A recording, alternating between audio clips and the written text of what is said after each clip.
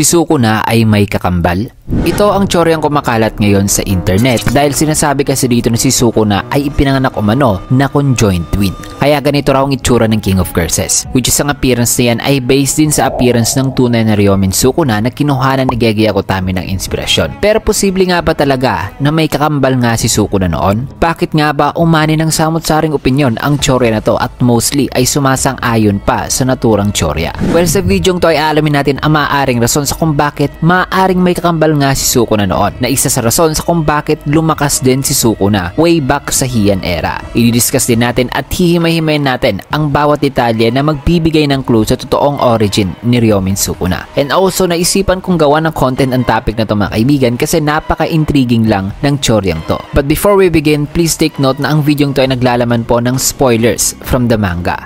And with that being said, let's get into it. Sa pagkakaalam natin, kakatiting lang talaga ang mga detalye patungkol sa true origin ng King of Curses. Ang alam lang natin based sa author na si Sukuna ay sumanong tao noon na isang sorcerer. Nalaman din natin na sa sobrang lakas ni Sukuna ay kinakatakutan siya ng mga tao, kung saan ay napipilitan pa nga ang mga tao na sambahin siya o di kay magdasal sa kanya during sa mga festivals. Si Sukuna ay may tuturing ding natural calamity dahil sa lakas na tinataglay nito, at kung i-connect natin yan sa kung saan in-inspire si Sukuna dito sa libro ng Nihon Shoki, ang second oldest book in Japanese history, si Sukuna in real life ay in fact ay isang haring matuturing na natural calamity dahil sa dami ng mga pinagpapapatay nito. Subalit kahit na pinoportray si Sukuna bilang isang masamang individual sa libro, sa iilan namang lugar ng Japan ay tinuturing si Sukuna bilang isang bayani at isang minor deity. Kaya kitang-kita na ang Ryomen Sukuna sa Jujutsu Kaisen ay ibinase din sa real life Sukuna sa history ng Japan. At hindi ito surprising mga kaibigan, since na ang reference at inspiration ng JJK ay mula pa sa Buddhism, Japanese mythology at marami pang ibang religious aspect. Now, since na may kakaunti na tayong clue sa kung anong klaseng tao si Sukuna noon, ay dito na papasok ang tsorya, specifically ang twin theory tungkol kay Sukuna. Pero bago muna natin yan pag-usapan, ay i-discuss ko muna kung ano nga bang ibig sabihin sa pagkakaroon ng kambal sa mundo ng Jujutsu. You see, ayon sa chapter 149 during sa conversation ni Maki at Mai sa isang parang dreamland, sinabi noon na ang pagkakaroon daw ng isang kambal ay itinuturing na isang bad luck sa mundo ng Jujutsu Kaisen dahil sa rason na ang dalawang individual ay tinuturing lang na iisa sa halip na dalawa, kung kaya't ito ang rason sa kung bakit hindi na-unlock ni Maki ang kanyang full potential noon, despite the fact na may heavenly restriction din siya kagaya ni Toji. Dahil since na may curse energy at curse technique si Mai, ang kanyang curse technique at curse energy ay may tuturing din na kay Maki dahil na iisang individual lang naman ang turing sa kanila, kaya in a sense ay may curse energy at curse technique din si Maki. So nagkakaroon ngayon ng contradiction ang kanyang heavenly restriction dahil ang kanya kasing heavenly restriction mga kaibigan ay kapalit ang pagkakaroon ng zero curse energy at walang curse technique, ay nagkaroon naman si Maki ng superhuman physical abilities. Pero ang problema ay hindi mapapantayan ni Maki ang lakas ni Toji kailanman, kaya ang tanging natatanging solusyon upang mapantayan ni Maki ang lakas ni Toji at mailabas ang tunay na potensyal ng kanyang heavenly restriction ay ang pagsasakripisyo sa buhay mismo ng kanyang kakambal na si Mai,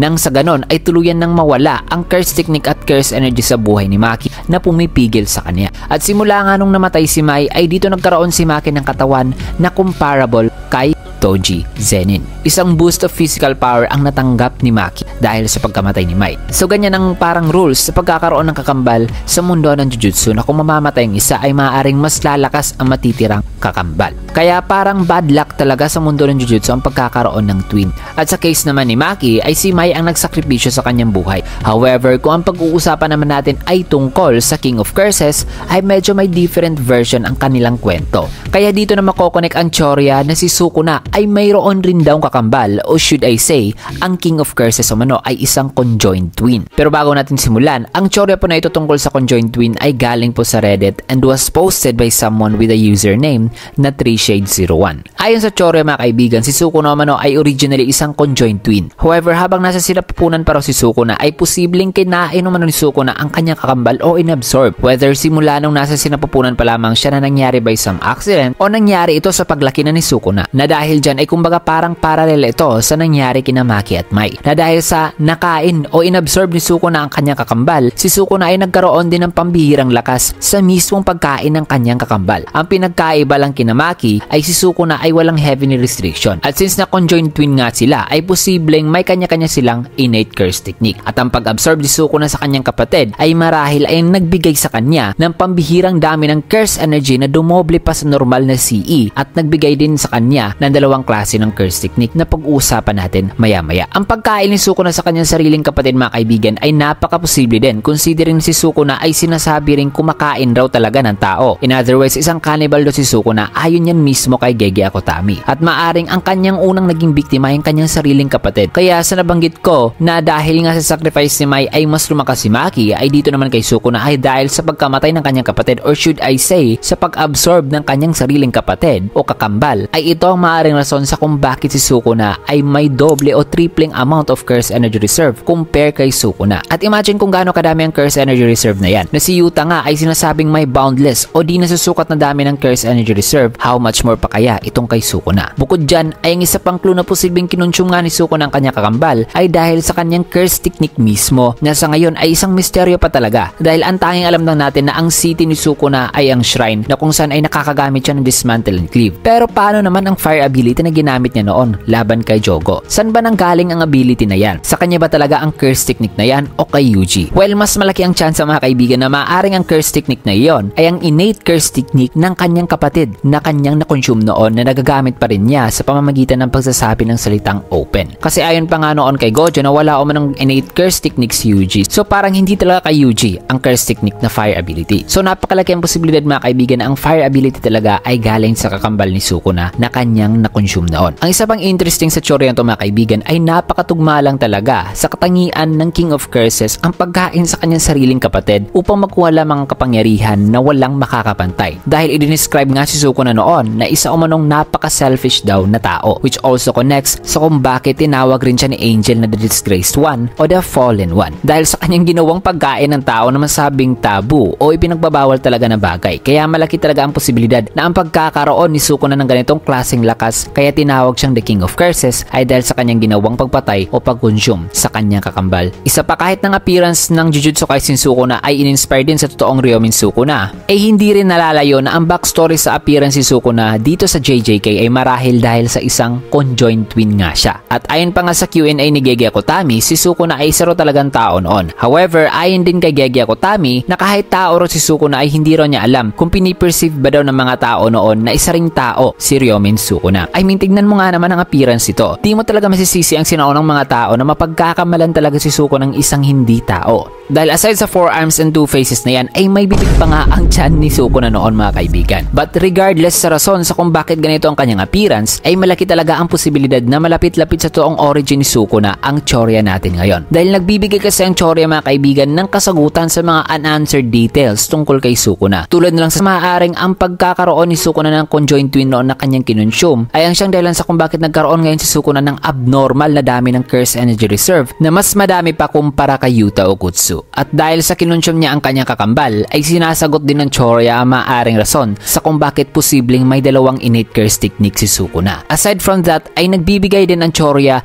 ng sagot sa kung bakit ganito ang appearance ng King of Curses. So medyo solid talaga ang teorya in my own opinion, mga kaibigan. At sa tingin ko na sa susunod na chapter ay masasagot na ang mga katanungan natin sa kung may iba pa nga bang curse technique si Sukuna other than the shrine, at ang sagot tungkol sa kanyang totoong backstory. Dahil sa last chapter nga ay nakita natin na napuruhan talaga si Sukuna at no choice siya kundi ay gamitin ang kanyang natitira pang alas laban kay Gojo. At kung hindi man ipapakita ni Sukuna ang kanyang alas sa susunod na chapter, ay marahil sa susunod pa ng mga chapter ay papakita na rin ang backstory ni Sukuna. So yan, mga kaibigan, ang teorya patungkol sa isang manong conjoined twin ang King of Curses. Let me know your thoughts about it, kung sang-ayon ba kayo o hindi, o may iba pa kayong masusupport na details about this theory o related sa origin ni Sukuna. For example, posibleng may kinalaman din ng twin theory sa kung bakit magkamukha ang Heian era Sukuna at si Yuji Itadori. So yan, dito mo natin tatapusin ang video, at syempre if you like this video at kung gusto nyo ng mga ganitong klaseng contents, make sure to leave a like, follow and subscribe na rin upang palagi yung maging updated sa mga latest nating uploads, especially sa Jujutsu Kaisen. Maraming salamat and see you guys again on my next video.